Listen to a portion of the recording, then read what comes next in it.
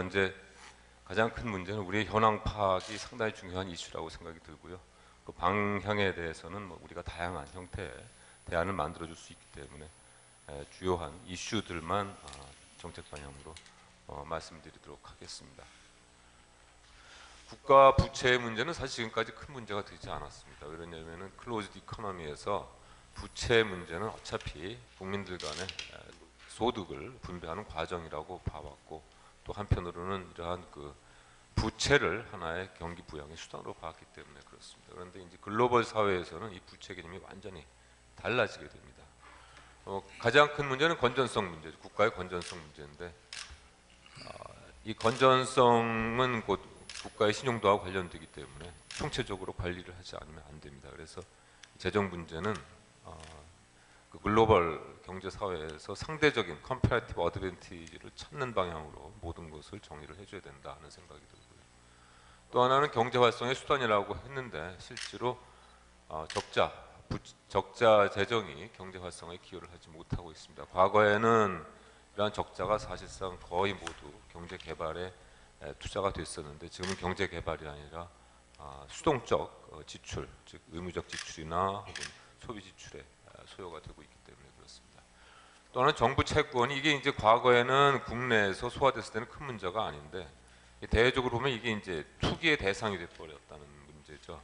그래서 설령 국가 채무가 발생이 되게 되면 해외에 팔리게 되면은 이것이 투기 대상이 되고 투자 대상이 되다 보니까 상당히 국가 경제를 흔드는 요소로 작용을 하게 됩니다. 그래서 이러한 관점도 같이 봐야 될 거다는 얘기고요. 비교해서 말씀드리면 일본과 그리스의 격차죠. 일본 같은 경우는 부채가 굉장히 큼에도 불구하고 오히려 환율이 떨어지고 있고, 그리스 같은 경우는 실질적으로 그렇게 일본에 비해서 낮은 것도 아닌데, 물론 이제 경제력이 떨어져 생기는 문제긴 합니다만은 국가 전체가 휘청거리는 결과를 낳고 있죠. 정부의 성격에 대한 문제인데, 과거에 정부는 꼭 국가를 의미했었는데 이제는 정부와 국가는 분리를 해줘야 된다 이렇게 생각을 합니다. 그래서 과거에는 정부가 자기가 이제 프랜차이저라고 생각을 했죠. 왜냐하면 낙하산도 내려보내고 뭐 사람도 바꾸고 프랜차이저의 개념인데, 사실은 정부는 프랜차이즈다 이렇게 생각을 합니다. 그 다음에 이제 그 이코노믹 엔티티 문제인데, 이게 글로벌 기업들이 굉장히 많이 생겼죠. 그래서 포브스는 한국이 이제 16위라고 얘기를 하고 있는데, 사실은 정부는 16위가 아니라 사실은 예산 기준으로 봐야 된다는 생각입니다. 그래서 40위권. 그러니까 정부의 규모는 여러분 보시는 뭐 더치 쉘이나 엑슨 모빌, 월마트에서 최근에 뭐 구글보다도 작은 규모다 이렇게 생각을 할 수가 있습니다. 결과적으로 이제 정부가 이제는 프랜차이즈로서 효율적으로 운영되지 않으면 그 역할을 상실한다 하는 얘기고, 이 정부의 실패된 정부는 결국 국가의 위기로 이어질 수밖에 없다 이렇게 말씀드릴 수 있겠습니다. 다음은 이제 국가 부채와 그 다음에 기업 그리고 가계 부채와의 관계입니다. 이게 서로 연관이 되어 있습니다. 그래서 지금 벌써 조선업, 뭐 해운업 관련돼서 이미 정부가 이제 부채를 발행할 수밖에 없는 상태가 됐거든요. 결국 기업 부채나 가계 부채도 결국 궁극적으로는 확률적으로 가계 국가 부채에 포함시키고 여기에 대한 관리를 해주지 않으면 안 된다 이렇게 생각을 하고 있습니다. 결과적으로 국가 부채는 정부 행위의 성과다 이렇게 얘기할 수 있고, 기업이 적자가 났을 때 혹은 가계가 적자가 났을 때와 같은 행태로 움직이지 않으면, 이거 일종의 뭐 그렇게 큰 국가적 이코노믹 엔티티도 아니거든요. 여러분 보시는 바와 같이 40위권의 국가 엔티티밖에 안 되기 때문에 철저하게 효율적으로 관리하지 않으면 안 된다 이렇게 생각을 하고, 최근에 이제 이 경제 활성화 혹은 재정 문제 관련돼서 뭐 퀀티비징 얘기도 하고 있습니다만, 사실 이제는 더 이상 그러한 그 논리는 더 이상 세계 경제에서 국가 재정 관리에서 적용되지 않는다 이렇게 말씀드릴 수 있겠습니다. 그래서 결과적으로는 재정 이슈는 디테일이나 구조 개혁이나 리스크 관리의 문제다 이렇게 말씀드릴 수 있겠습니다.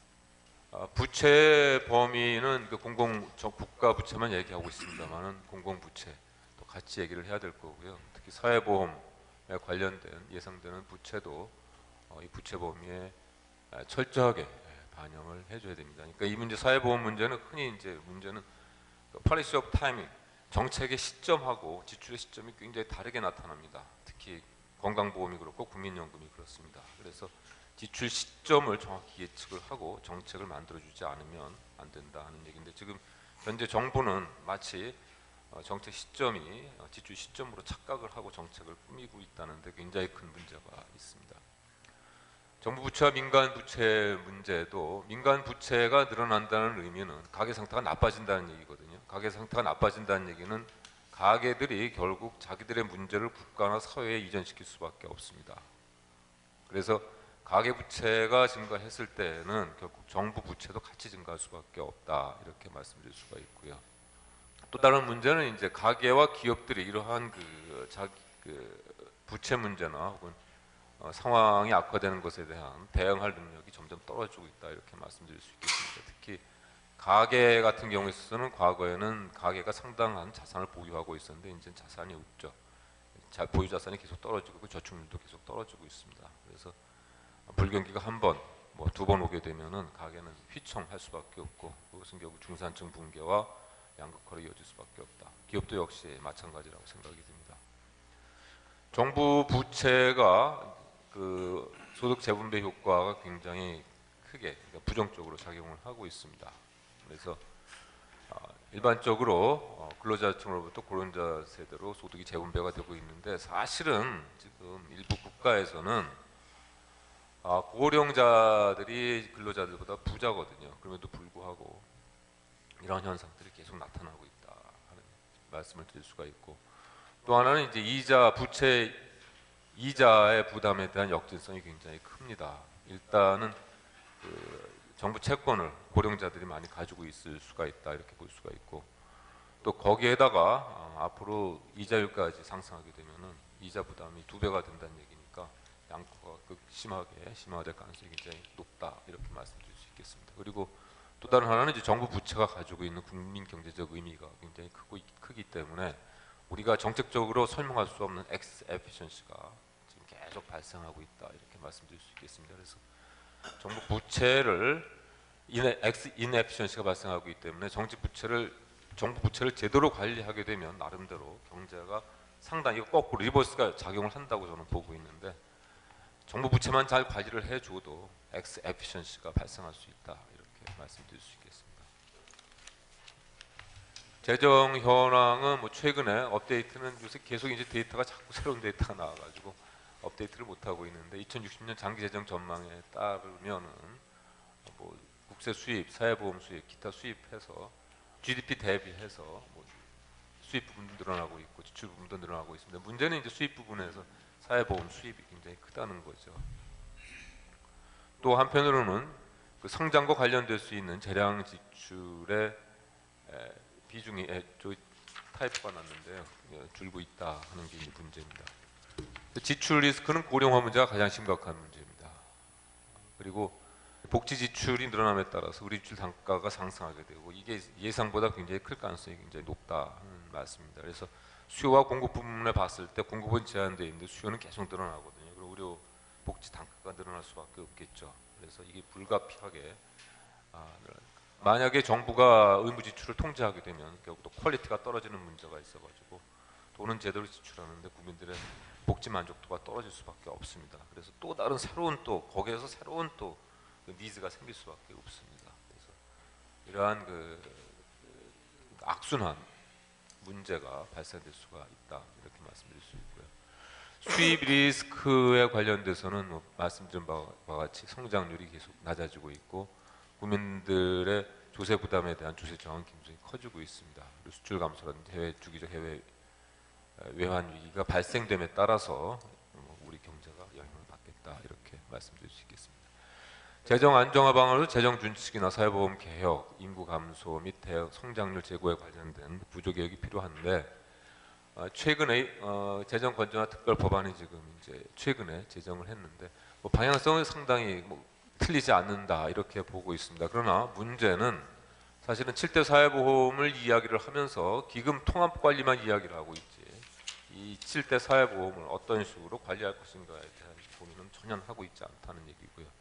또 한편으로는 7대 사회보험 외에 사실은 더 무서운 거는 기초연금이나 노인 장기 요양보험이거든요. 이 부분에 대한 전 관리를 전혀 하지 않고 있다는 얘기고요. 또 다른 문제는 이제 지방, 이번에도 이제 보겠습니다만 지방 정부의 그 힘이 굉장히 커지고 있거든요. 지방자치단체들이 정부의 말을 듣지를 않습니다. 특히 복지 문제 관련돼서는 그 자치단체 장에 그 임기하고도 관련되는 문제가 돼가지고, 그래서 결과적으로는 이제 지방 재정 문제를 어떤 식으로 컨트롤할 것인가가 굉장히 중요한 문제인데, 지방 정부의 역할이라는 것이 뭐 크게 세 가지로 말씀드릴 수 있겠는데, 뭐 많게는 네 가지가 될 수 있겠는데, 하나는 복지, 교육, 노동, 그다음에 전체적으로는 자치단체 주민들을 유치하는 거겠죠. 그래서 이게 같이 움직여줘야 되는데, 사실은 지방재정과 교육재정에 있을 때 교육재정의 비중이 너무 크고 분리해서 운영이 되고 있다는 얘기입니다. 그래서 지방정부의 역할을 이제는 책임성을 강화해줘야 되고, 파산제도도 이제는 도입을 해줘야 되는 것이 아니냐는 생각입니다. 이것이 이제 현재 정부 정책이 갖는 한계라고 말씀드릴 수 있겠습니다. 재정 수지인데 통합재정 수지와 관리재정 수지가 있는데, 통합재정 수지는 이제 사회보험, 미래, 부채까지 다 포함된 부분이라고 볼 수 있는, 사회보험 기금까지 포함될 수 있는 부분인데, 현재는 통합재정 수지가 위에 있죠. 관리재정 수지가 밑에 있는데, 이게 2030년대가 되면 완전히 역전이 됩니다. 그러니까 정부가 아무리 관리를 하려고 해도 사회보험 문제 때문에 사회보험 지출이 늘어나기 때문에 재정 수지가 개선이 되지 않는 문제입니다. 그래서 지금 뭐 가만히 그냥 앉아서 이러한 그 재정 수지 흑자에, 통합재정 수지죠, 흑자에 지금 만만히 할 때가 아니다, 이렇게 생각을 하고 있습니다. 우리나라 그 일반적으로 재정 수지인데요. 지금 우리나라 재정 수지는 뭐 인터롱런 보면은 이 2007년 8년도에 그나마 이제 이게 수지가 떨어지고 있는데, 이게 이제 뭐냐면은 노무현 정부 때의 그 복지 말뚝박기, 그러니까 이게 팔리시 타이밍하고 이제 스펜딩 타이밍이 달라져서 생기는 문제거든요. 이게 아마 저는 이게 점점 밑으로 꺼질 것 같다고 생각이 드는데, 일본, 미국, 유로 지역, OECD에 보면은 전체적인 그림을 그려보면 이게 점점 올라가고 있습니다. 트렌드가요. 이 트렌드를 우리가 밴드가 굉장히 올라가고 있는 거죠. 그래서 이 트렌드를 우리가 무시하면 안 된다. 그러니까 선진국은 이미 지금 그 재정 수지를 컨트롤하고 있다고 보는 거고, 우리는 지금 거의 통제불능 상태에 있는 것이 아니냐, 이렇게 볼 수가 있겠습니다. 국가 채무가 계속 늘어나고 있다고 말씀드릴 수 있고, 경제 성장률에 있어서도 지금 장기 재정 수지에 관련돼서 이제 보여드릴 텐데요. 지금 2004년도에 성장률을 4%로 보고 있거든요. 이미 이제 2%로 떨어진 거니까 지금 이 상태로 지금 계속 가줘야 된다, 이런 얘기고요. 경상 GDP도 아마 훨씬 더 밑으로 빠지겠죠. 그래서 국가 채무 추이가 지금 방금 말씀드렸듯이 통합재정 수지와 관리재정 수지가 2030년대가 되면 역전이 되는 거고, 더 이상 우리는 이것을 커버할 수가 없는, 이 커버는 결국 부채나 혹은 세금으로 해줘야 되는데, 과연 우리가 저출산 사회에서 이 문제를 해결할 수 있겠느냐 하는 거죠. 서스테이너빌리티가 전혀 없다, 이렇게 말씀드릴 수가 있고요. 채무가 계속 늘어나고 있고, 부채 현황에 있어서도 지금 발생주의와 그다음에 현금주의가 있습니다만은, 현금주의는 별 의미가 없다, 정부 운영에 있어서요. 그리고 더 큰 문제는 그 20대 총선 공약에 있어서도 사실 어떤 그 공약보다 퍼퓰리즘 공약이 굉장히 컸다. 여건 야건 관계없이 퍼퓰리즘 공약이 많이 나왔다는데 우려를 금하지 않을 수 없습니다. 여기서 이제 흔히 사회복지와 소득 분배 얘기를 하는데, 지금 여기 저는 소득 안정 문제를 다시 제기를 합니다. 지금까지 사실 소득 안정 문제는 큰 문제가 아니었었는데요. 왜 그러냐면은 이 소득 분배나 그 소득 분배 정책이 사실은 단기적인 관점이고 지속 가능성이 없습니다. 계속 좋아졌다 나빠졌다, 그 다음에 또 정책 쓰면 좋아졌다 나빠졌다 하는데, 실제로 지금 청년 문제에 있어서도 청년들의 정책이 먹히지 않는 이유는 바로 소득 안정이 없기 때문이었습니다. 그러니까 두 가지 문제인데, 높은 소득을 원하고 그 다음에 소득 불안정을 택할 거냐, 그다음 아니면 중간 소득의 지속적인 안정을 원할 거냐 했을 때, 우리가 펄리시 이제 옵션을 설정을 해야 됩니다. 그래서 안정적인 사회, 안정적인 소득이 아마 고령화 사회의 가장 핵심적인 이슈가 되어야 되지 않느냐, 이렇게 생각을 하고요. 그다음에 소득 분배 문제인데, 사회복지를 통해서만 소득 분배가 가능하다고 하는데, 사실은 조세나 혹은 조세 지출이나 성장 정책도 사실 소득 분배에 충분히 가름할 수 있는 정책 수단이고, 특히 성장 정책에 있어서도 지금 우리가 구조조정을 효율적으로 하게 되면 소득 분배를 개선하는 데 굉장히 큰 효과를 거둘 수 있다는 생각입니다. 특히 이 문제는 지금 선진국에 있어서도 컨디징하고 그다음에 경기 부양을 하면서 거꾸로 그 혜택이 빈곤층에 간 것이 아니라 더 많이 갔다는 판단, 다양한 이야기가 나오고 있습니다. 그래서 일단은 개인 생활 안정을 통해서 사회 안정을 기하는 것이 필요하다 하는 생각이 들고, 개인 인생이 적자가 되게 되면, 가계가 적자가 되면 그것은 곧 정부 부채가 될 수밖에 없다. 그것은 개인의 부채는 결과적으로 끝까지 따라가는 거 누군가 갚아야 되는 거거든요. 지옥까지 쫓아가는 부채이기 때문에 정부가 맡을 수밖에 없을 거다 하는 생각입니다. 그래서 문제는 그럼 우리가 기회가 없느냐 하는 문제인데, 사실은 우리가 가지고 있는 국가적인 상대적인 비효율적인 낭비 요소가 굉장히 많다 이렇게 보고 있습니다. 첫 번째 노동시장 경직성이죠. 선진국은 지금 거의 이 노동시장을 유연화시키는 데 성공을 했다고 보는데, 현재와 같은 경직성을 가지고 과연 선진국 경쟁할 수 있겠느냐. 또한 여성 인력의 낭비죠. 여성 노동시장 참여율이 낮은데도 불구하고 그와 같은 낭비. 그러니까 많은 투자를 하면서도 결국 활용하지 않는 이러한 사회 구조, 청년 인력의 낭비, 20대는 거의 그 취업 대기자로 지는 이러한 상태, 노인 인력들, 건강한 노인들은 결국 서포트 레이저화에, 그러니까 여기 서포트라는 의미는 놀게 돈을 대줘야 되는 것이 지금 우리 현실이라는 얘기죠. 그리고 경력 인력들의 방광직 퇴직, 이 문제고요. 그다음에 직종별 심리적 패배감의 문제인데, 감성 노동자에 대한 얘기를 많이 하고 있습니다. 사실 감성 노동자가 없으면 우리 사회가 돌아갈 수가 없는 거죠. 그런데도 불구하고 이로가에 대한 심패스가 굉장히 강하다는 문제입니다. 그리고 무시하려고 하고 하는 문제. 그다음에 디슨트웍에 대한 문제인데, 이게 과연 디슨트웍에 대한 정의가 뭐냐 하는 얘기입니다. 저도 뭐 교수 생활을 오래 했습니다만은 우리 교수님들 자기 하는 일이 디슨트하다고 생각하는 사람도 별로 없는 것 같습니다. 웃으시네. 하물며 지금 이런 식으로 모든 일하는 사람 다 찍어서 불쌍하다고 생각을 하면은 과연 누가 일을 할 거냐. 그래서 결론적으로는 이 5가지 이슈만 우리가 해결할 수 있다면 우리 재정 문제나 국가 건전한 문제는 큰 문제가 없지 않겠나. 아직 룸이 있다. 서로 포용하고 이해하고 문제를 해결해야 된다 이렇게 생각을 합니다. 나머지는 뭐 이러한 스림 속에서 저의 얘기를 정비한 것이기 때문에 자료를 참조해 주시기 바랍니다. 감사합니다.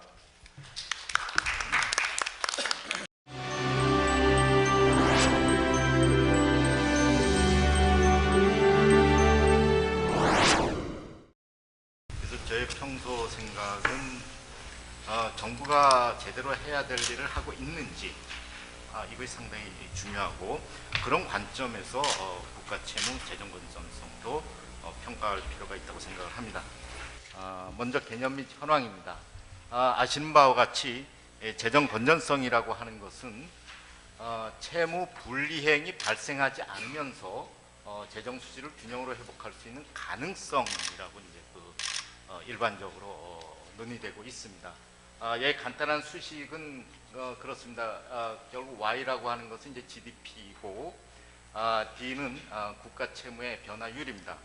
한 경제가 지속적으로 경제 성장률이 이자율보다 낮은 수준이고, 또 B 기초 수지가 지속적으로 이제 적자 상태를 유지할 경우 더 이상 그 국가는 재정 건전성을 유지하기가 힘들다고 이제 평가를 하고 있습니다. 그래서 이런 측면에서 이제 우리 사회가 직면하고 있는 저출산 고령화 시대의 잠재 성장률의 추이도 상당히 중요하다고 할 수 있는 것이죠. 아시는 바와 같이 저출산 고령화와 함께 우리가 직면하고 있는 상황은 양극화의 문제라든지, 그에 따른 어떤 그 사회 안전망의 어떤 그 확충의 문제라든지, 이런 것들이 모두 재정 건전성과 관련된 문제들이라고 할 수 있습니다. 아시는 바와 같이 유럽 연합은 그 재정 적자를 GDP 대비 3%, 또 국가 채무를 GDP 대비 60% 이내로 유지할 것을 권고를 하고 있습니다. 아울러 그 재정 건전성이라고 하는 것은 그 규모뿐만이 아니라 증가 속도라든지 그 국가 채무의 구성, 예를 들면 프랑스나 독일은 국가 채무의 한 30% 정도를 자국민이 보유를 하고 있습니다.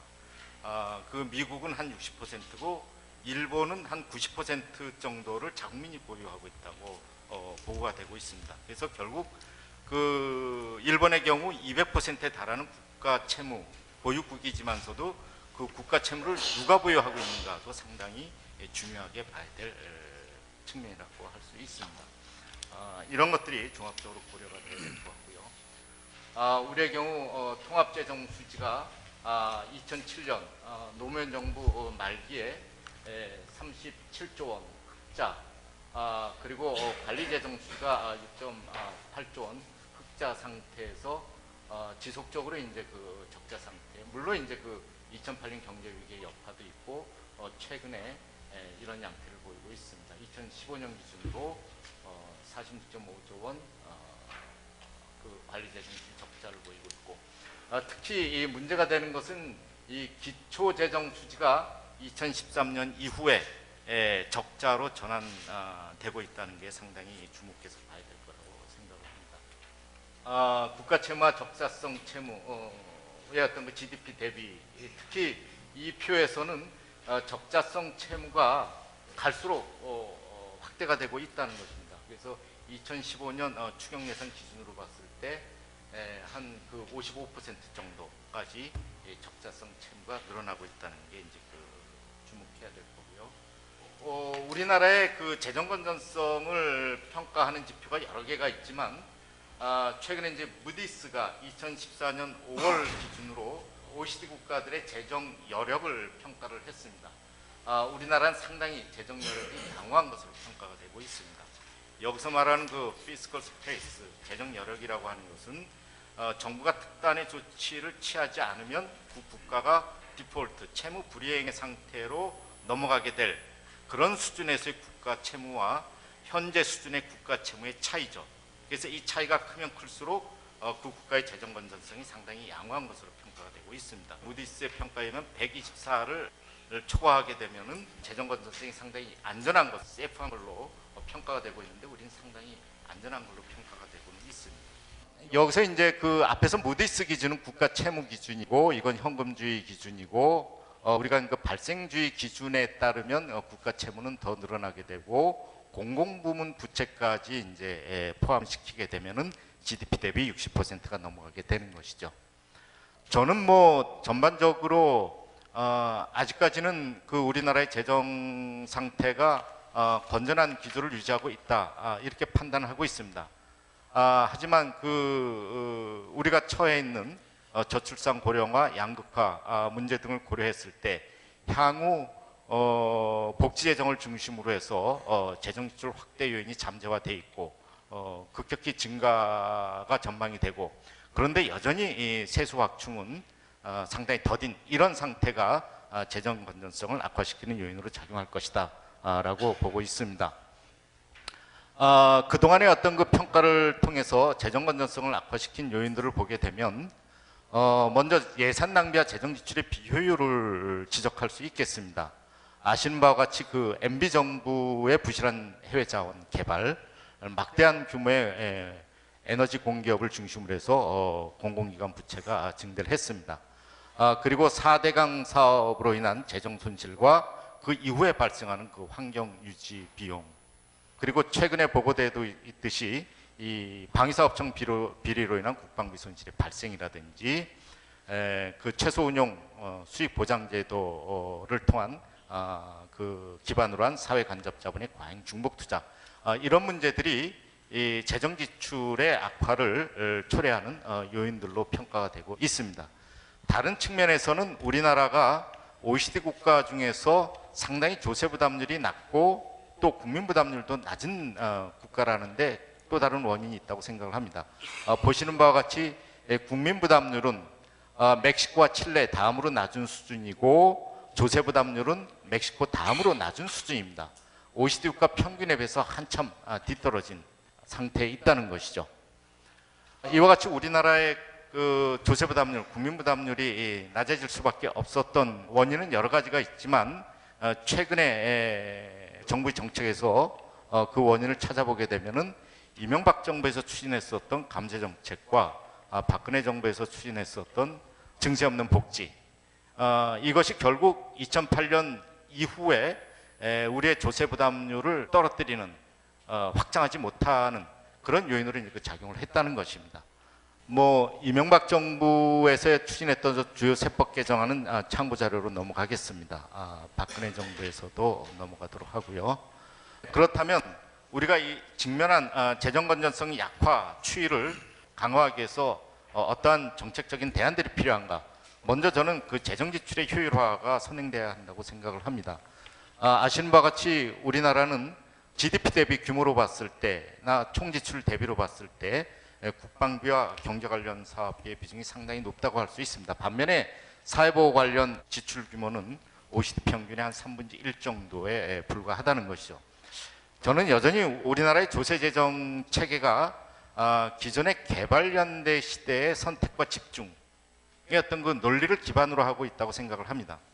이제는 그 복지국가 시대에는 선택과 집중의 논리보다는 연대와 공존의 그 철학을 기반으로 해서 재정 구조를, 세액 구조를 개편해 나가는 개혁적인 조치가 필요하다고 생각을 합니다. 재정 지출의 효율화 방안으로 저는 크게 4가지에 주목을 하고 있습니다. 먼저는 그 재정 지출의 균형을 회복해야 된다는 것이고, 재정 지출이 어떤 한 분야에 집중적으로 지출이 되면은 상당히 재정 지출의 비효율이 초래될 수밖에 없다는 것이죠. 그 다음에 지출 국면에 있어서 재정 민주주의를 강화시킬 필요가 있다고 생각을 합니다. 예컨대 그 참여 예산 제도를 활성화시킨다든지 주민소송 제도의 활성화, 그리고 아직까지 도입되지 않은 국민소송제도의 도입, 이런 것들을 통해서 재정의 낭비 요인, 비효율 요인들을 억제해 나갈 필요가 있다는 것입니다. 또 하나는 그 재정 분권의 문제입니다. 저는 지방재정 문제와 관련해서는 지방재정의 부족과 격차가 지방재정의 특성을 단적으로 표현하는 이야기라고 생각을 하고 있습니다. 예컨대 2005년 중앙정부가 보유하고 있던 복지 프로그램을 지방정부로 이양을 하면서 분권 교부제도 도입을 하고, 당시 지방정부의 재정을 지원하기 위해서 종합부동산세를 도입을 했고, 부동산 교부세를 통해서 지방정부의 재원을 지원을 했지만, 그 이후에 종합부동산세가 반토막이 나고 지방정부에 이양한 복지 프로그램에 대응하는 수준의 재정 지원이 이루어지지 않았기 때문에 오늘날 지방정부의 재정 문제가 야기되었다고 생각을 합니다. 이런 문제를 좀 풀어나가야 된다고 생각을 하고요. 그 다음에 예비 타당성 조사라든지 총사업비 관리제도, 재정사업 평가제도 등을 강화해서 전반적인 정부의 공공사업 관리를 강화해 나가야 된다고 생각을 합니다. 또 하나는 그 공기업 지배구조를 개선할 필요가 있다고 생각을 합니다. 오늘도 그 모 일간지에 그 공기업의 낙하산 인사 문제가 헤드라인으로 보도가 됐습니다. 공기업 부채 문제를 개선해 나가기 위해서는 공기업 지배구조의 개선 차원에서 공공이사회 제도를 도입을 하고, 그 공공이사회 제도를 통해서 그 내부의 의사결정을 합리적이고 투명하게 개선해 나갈 필요가 있다는 것입니다. 두 번째로는 이러한 지출 요인에서의 개선 노력과 함께 세입을 확충하는 노력이 필요하고, 그 방향은 우리 사회에서 조세체계의 과세 공평성을 높이고 동시에 누진적이면서 보편적인 방식으로 세입을 확충해 나가야 된다고 생각을 합니다. 이와 같은 그 누진적 보편 세제는 우리가 지향하는 보편주의 방식의 복지 프로그램과 선별주의적 방식의 복지 프로그램이 합리적으로 결합되는 그러한 복지 국가에 대응하는 체제로서의 그 누진적 보편 세제를 저는 생각을 하고 있습니다. 이와 같은 그 조세 체계의 누진성을 강화를 하고 그 재원을 기반으로 해서 사회 안전망을 촘촘하게 구축할 경우 재정의 자동 안정화 기능도 상당히 향상이 되고, 그를 통해서 국민 경제의 안정적 성장도 우리가 유인할 수 있다는 것입니다. 2008년 경제 위기 이후에 스티글리츠를 비롯해서 많은 그 경제학자들이 2008년 경제 위기로 인해서 그 이전의 경제 위기에 비해서 상당히 세계 국가들이 불안정하게 된 요인 중에 하나로서 그 재정의 자정 안정화 기능이 약화되는 현상을 지적을 하고 있습니다. 우리나라의 그 복지 지출과 조세 부담의 현황을 간략하게 보게 되면은 여기서 총 조세 부담은 국민 부담률 수준을 의미하게 됩니다. 조세 수익과 사회보장 기여금이 GDP에서 차지하는 비중이죠. 우리나라는 상당히 저부담 국가에 속하고 공공사회복지 지수도 상당히 낮은 국가에 속하 있습니다. 동일한 수준의 국민 부담률 수준 하에서도 타 국가에 비해서 복지 수준이 상당히 낮은 국가로 분류가 되고 있습니다. 스웨덴은 여기에 있습니다. 일본은 여기에 있습니다. 제가 스웨덴과 일본을 지적한 이유는 최근에 정부가 국가재정전략회의에서 국가재정 건전성 강화 방안을 이야기하면서 스웨덴과 일본을 비교를 하고 있습니다. 과연 그 스웨덴과 일본이 동일한 차원에서 비교될 만한 국가인가? 그런 맥락에서 우리가 어떠한 시사점을 발견할 수 있을까? 이런 어떤 그 생각에서 지적을 했고요. 복지급의 관대성과 사회지출의 국제 비교를 봐도 우리는 시장의 자동 조절 기능을 강조하는 이런 자유주의 복지국가에 비해서도 우리나라는 복지급의 관대성이 상당히 낮은 국가로 분류가 되고 있다는 것이죠. 기획재정부 2060 장기재정 전망을 보게 되면은 우리가 처한 저출산 고령화, 그 잠재 성장력의 저하 등등으로 인해서 미래 재정 여건이 상당히 어려울 것으로 전망을 하고 있습니다. 그래서 일반 재정 부분의 경우 재량 지출을 경제 성장률과 같은 비율로 증가시킬 경우 2060년에 국가 채무가 62%까지 치솟고 리스크 관리를 잘못하게 되면은 90%도 넘어가는 것으로 평가가 되고 있습니다. 그에 대한 대안으로서 기재부에서는 재정준칙, 폐고와 같은 재정준칙의 도입, 그리고 사회보험에 있어서 적정부담, 적정급여 체제의 전환을 제안을 하고 있습니다.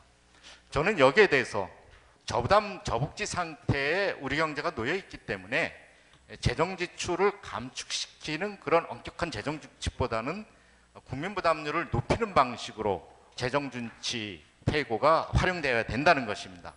예컨대 이제 그 취약한 사회보장 제도하에서 재정 준칙을 엄격하게 강화할 경우에는 오히려 그 가계부채 문제를 심화시킬 수 있다는 것이죠. 따라서 강력한 수준의 폐고를 급격하게 도입하기보다는 점진적으로 추진할 필요가 있다고 생각을 하고요. 이 논문은 박형수 전병목 박사가 2009년에 조세연구원에서 발표한 자료입니다.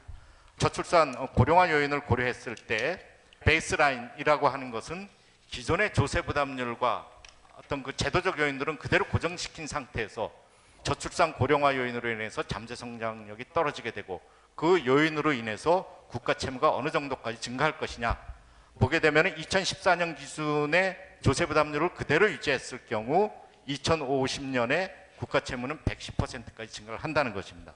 반면에 매년 5년 단위로 0.38%포인트씩 조세 부담률을 인상시키고 2050년까지 한 3%포인트를 인상시키게 되면 우리는 국가 채무를 60% 이내로 통제할 수 있다는 것이죠. 저는 이 보고서가 상당히 어떤 그 우리에게 주는 시사점은 적지 않다고 생각을 합니다. 그럼 과연 우리가 어떠한 방식으로 어떠한 세목에서 세수를 확충하고 누가 얼마만큼 부담할 것인가의 문제입니다. 일반적으로 우리는 소득과세가 GDP에서 차지하는 비중이 상당히 낮은 국가이고 법인세수 비중은 평균보다 높은 나라로 평가가 되고 있습니다. 법인세수 비중이 GDP 대비 평균보다 우리가 높다는 게 곧 개별 기업이 직면하는 실효세율이 높다는 것을 의미하는 것은 아닙니다. 뒤에서 보는 바와 같이 가세 표준이 높기 때문이죠. 그 이유는 여러 가지가 있습니다. 재벌 대기업으로의 경제력 집중이라든지 개인 사업자가 직면하게 되는 개인 소득세율 38% 최고세율과 그 법인세율 22%의 차이로 인해서 법인 사업으로의 그 선호를 한다든지 이런 여러 가지 요인들로 인해서 과세 표준이 높기 때문이지 개별 기업이 직면하게 되는 실효세율은 주요 경쟁국에 비해서 우리가 낮다고 할 수 있습니다. 또 노동소득 분배율이 지속적으로 낮아지는 것도 기업의 과세 표준을 높이고 세수를 증가시키는 요인으로 작용할 수 있다는 것입니다. 반면에 이제 그 소득과 세의 비중이 이렇게 낮은 것은 여러 가지가 있을 수 있습니다. 여기서 적시된 바와 같이 예컨대 이제 낮은 노동소득 분배율도 그 원인 중에 하나고 비과세자 비중이 상당히 크다는 것이죠. 이것은 우리가 이제 그 좀 주목해서 봐야 될 텐데, 저는 이렇게 보고 있습니다.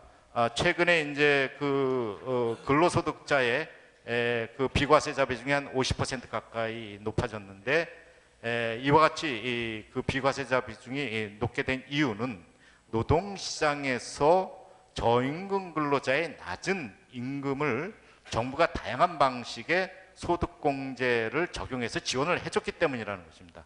아시는 바와 같이 우리나라의 저임금 근로자의 비중은 OECD 국가에서 가장 높은 나라입니다. 노동시장에서 분배구조가 개선이 되면서 동시에 비과세자 비중을 축소시켜 나가는 방향의 제도 개선이 필요하다고 저는 생각을 합니다.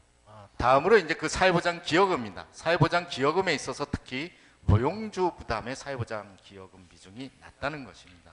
OECD 국가 평균에 비해서. 그래서 뭐 이런 것들을 고려했을 때 저는 무엇보다도 과세 기반을 확충하는 노력들이 필요하다고 생각을 합니다. 국세 감면액이 최근에 한 35조 원에 달하고 있고, 이것은 조특법상의 그 세금을 감면해주는 규모이고, 일반 세법에서 다양한 소득공제까지 고려를 하게 되면은 조세 감면액은 상당폭으로 증가할 것이고, 이 조세 감면액, 달리 말하면 이제 조세 지출은 상당 정도 역진적인 성격을 갖고 있기 때문에 작년에 정부에서도 소득공제를 세액공제로 이제 그 전환시키기도 했었던 것이죠. 그래서 과세 기반을 확충하는 노력들이 필요하고요. 뭐 이거는 제가 2013년 기준으로 국세청에 1,600만 명 근로소득자와 450만 명의 종합소득자, 비과세자를 포함한 자료입니다. 근로소득자의 경우에는 300조 원에 달하는 소득공제를 당시 그 세율을 적용해서 감세 규모로 환산해 보니까 50조 원이 됩니다. 그리고 전체 근로자의 실효세율은 한 4.5%가 됩니다. 여기서 보게 되면 이렇게 낮은 실효세율은 이 7분위, 8분위 이하의 소득계층들이 상당히 실효세 부담률이 낮기 때문이고, 그리고 이 50조 원에 달하는 세액 공제의 상당 부분은 상위 소득 10%에 집중이 되어 있습니다. 종합소득자도 얼추 비슷한 추이를 보이고 있습니다. 그 이유는 여기서 보듯이 이 근로소득자와 종합소득자의 과세 대상 소득을 기준으로 해서 보게 되면 평균 소득이 근로소득자의 경우는 한 3천만 원이고 종합소득자는 한 2,900만 원. 하지만 5분위의 소득을 보게 되면은 평균 소득이 1,900만 원이 되지 않습니다. 근로소득자. 종합소득자의 경우는 1,000만 원도 안 되죠. 반면에 상위 10% 계층과 비교해 봤을 때 그 격차가 상당히 크다는 것입니다. 법인세 공제 감면도 2008년과 14년 사이에 58조 원 정도 감면을 해줬고, 그 중에 한 42조 원 정도가 일반 법인 예컨대 대기업, 주로 대기업에 이제 귀속이 됐다는 것이죠. 법인세 실효세율도 2003년 22%에서 지속적으로 감소해서 16%로 감소를 했고, 2012년 이후에는 법인세 수가 감소되는 추이를 보이고 있습니다. 평균 실효세율을 보게 되면 2012년 기준으로 한 16.8%, 이 16.8%는 외국 납부 세액 공제 제도를 이제 공제로 평가를 했을 때입니다. 그 기준을 다른 미국, 영국, 캐나다, 일본하고 동일하게 적용했을 때 우리나라 기업들의 실효세율은 상당히 낮은 수준이고, 오히려 이 당시에 매출액 기준 상위 10대 기업의 법인세 실효세율은 13% 정도, 중소기업과 같은 수준이라는 것입니다. 그래서 먼저는 이제 그 과세 기반을 확충하는 노력을 하면서 동시에 적정 수준으로 세율을 인상할 필요가 있다고 생각을 합니다. 최고 세율을 인상 주장 논거들은 적시된 자료를 참고로 하고요. 법인세율 인상의 타당성도 결국은 그 법인세율을 지나치게 낮은 수준으로 유지하면은 그 자원의 효율적 배분이라는 측면에서도 바람직하지 않다는 것입니다. 우리나라는 한때 1976년에 소득세 최고세율이 70%까지 갔습니다. 지금은 38%죠. 법인세율도 83년에 최고세율이 한 38%, 그때 당시에 존재했었던 방위세까지 포함하면은 최고세율이 50%까지 넘어갔죠. 지금은 최고세율이 22%입니다. 다음으로 자본 및 자본이득에 대한 과세도 강화할 필요가 있다고 저는 생각을 하고요. 우리가 실질적으로 명시적으로는 이원적 소득과세를 채택하고 있지 않지만 실질적으로는 자본소득이라든지 자본이득에 대해서는 상당히 낮은 세율을 적용하고 상대적으로 근로소득세에 대해서는 높은 세율을 적용하고 있습니다. 하지만 이원적 소득과세를 적용하고 있는 노르딕 국가들도 보게 되면은 개인의 자본소득에 부과하는 소득세율이 굉장히 높은 수준입니다. 이거는 2014년 기준 세율입니다. 물론 법인 소득세율도 이 정도 수준이지만 여기서는 단일세율을 적용하고 있습니다. 우리와 달리 3단계 누진세율이 아니죠. 굉장히 작지 않은 수준입니다. 그리고 변칙상속 및 증여에 대한 과세도 필요하다고 생각을 하고요. 그리고 소득과세 정상화 및 역외탈세 방지가 무엇보다도 또 필요하다고 생각을 합니다. 가업상속공제, 지금은 매출액 3천억 기준으로 500억 한도 내에서 최대 100%까지 가업상속공제를 적용하고 있지만 이 가업상속공제의 그 제도의 취지라고 하는 것은 취지에 비춰봤을 때 상당히 과하다.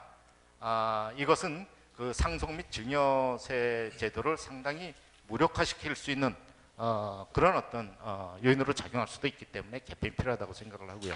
종교인 소득과세라든지 역외탈세, 최근에 그 역외탈세가 문제가 되고 있는데 역외탈세는 그 세원을 잠식하는 효과도 있지만 역외에서 탈세돼서 조성된 비자금이 국내에 들어오면서 차명계좌를 통해서 소위 그 기업들이 자사주를 매입해서 지배구조를 강화하는 방식으로 활용할 경우 경제 민주화에도 상당히 역행하는 결과를 초래할 수 있다는 것입니다. 마지막으로 저는 그 소득과세와 소비세의 적절한 배합이 필요하다고 생각을 하고 있습니다. 이상으로 저의 발표를 마치겠습니다. 고맙습니다.